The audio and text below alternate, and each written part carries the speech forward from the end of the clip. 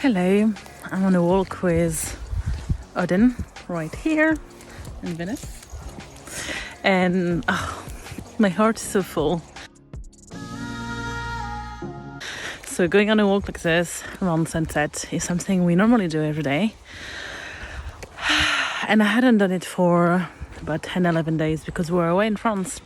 It was great for so many reasons, and I just want to share that I'm very happy to be back home. I'm happy to be back home, and I'm really happy to have left as well.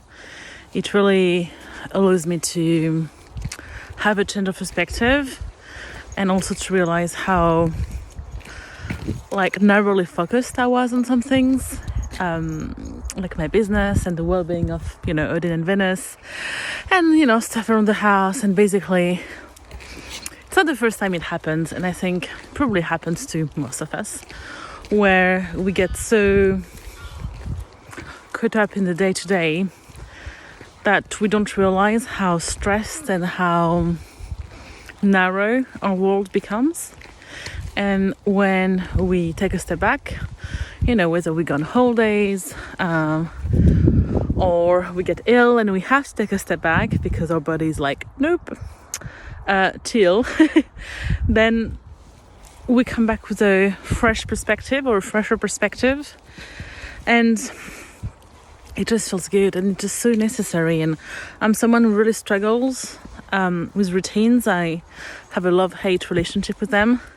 So I both love having a routine here at home, like having my walk at sunset with my babies, and I also sometimes come to dislike it because it's like every day is the same, and it starts to feel after a while like Sisyphe. I don't know how you pronounce it, but the myth, the Greek myth in which I think it was a man who was condemned. My English is a bit because I was in France for 10 days, so it was put aside. So is set up as a punishment to roll a stone over a mountain every single day. So it starts in the morning with this big rock and roll it high up the mountain, meter by meter, foot by foot, for my international audience. And then at the end of the day, finally it's up the mountain, and then it starts over again. So I think it's a beautiful metaphor and description of how sometimes life can feel when you just, and I know I definitely feel this way, as I've shared before, when days start to become too alike. I'm just like, what the fucking point, which, in hindsight now, I'm like, yes, I think that was a very good sign that I needed. Ooh, birds. I think we have 2 birds of prey, my friend. Nice. So it was really for me the sign that I needed a break. I really needed a break. And as I said, qu'est-ce que tu manges? He was eating something. It's not the first time it happened, and yet, we're all humans. We're doing the best we can. So I'm just very grateful to have been able to go away, reconnect with myself, with what I really wanted to do, with my partner, of course, with my French roots in general, being in France for 10 days, eating all the cheese. And it feels important to share, not only because, my holidays were cool and I hope you got a few pictures on Instagram, but because I think, I know I'm not the only one to just kind of go into the the run of the mill or the rat race of however you want to call it. I think Venus saw something interesting over there. Obviously, Odin is walking in the puddle. Come on.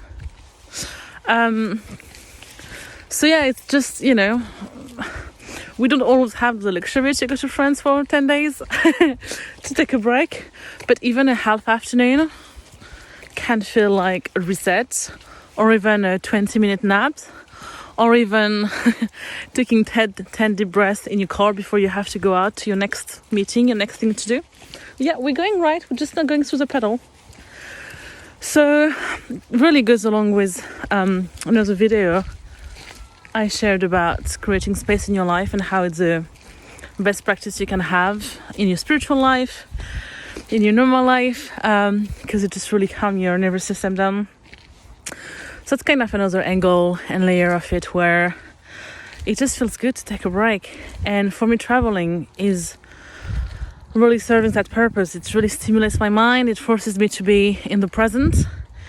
And it offers me, because I'm in a different environment, I have to be there moment by moment, which means I can't be in my mind so much worrying about anything, because my mind is a genius, which is both a curse and a blessing. It's a blessing because, it's quite nice to be smart and to make links between things and to be able to store knowledge and remember things and help people with all of that.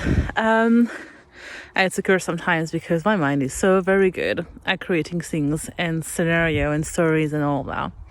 So yeah, traveling has always helped me to be more anchored in the moment, because you can't really control anything because you're traveling. So that's kind of the point, which is also why it can be, anxiety inducing. On our way back, we had some travel delay with the Eurostar, so that was a bit stressful. But yeah, it was really good to reconnect with this part of myself. I used to travel full time for about 2.5 years, 3 years after I graduated, until I met Mark and I moved here in the country and it's starting to rain. So yeah, really good to remind myself of what traveling does, and it's not only nourishment for my mind. I'm here, Venus. Come on. It's also for my soul and my body, and yeah, find your own nourishment. That's the whole message, and now it's spreading, so I think I'm gonna have to come back. Bye.